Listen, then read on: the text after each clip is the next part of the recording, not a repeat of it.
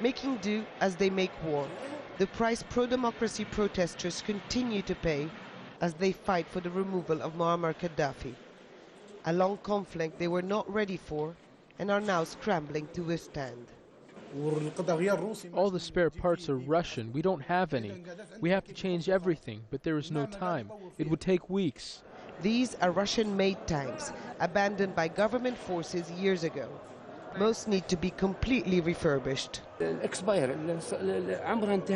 It's expired, says Colonel Ahmed, showing me a rusty old carcass in need of everything from a fuel pump to an electrical system.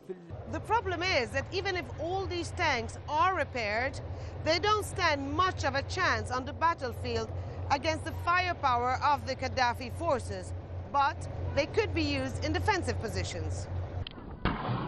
Gaddafi loyalists have been pounding the opposition fighters from afar, forcing them to flee under a barrage of artillery shells.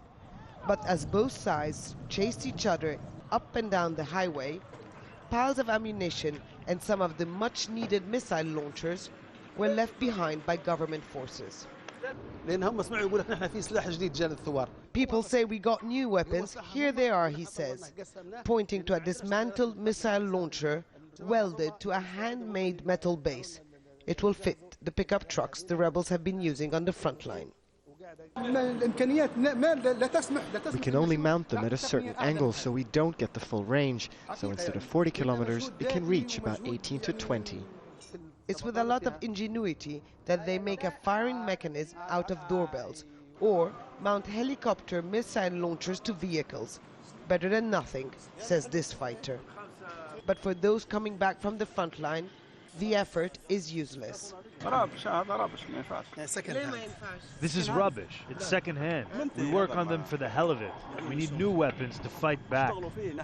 A request that is continuously repeated here, even though it seems the international community has not come through with just yet. Hoda Abdel-Hamid, Al Jazeera, Benghazi.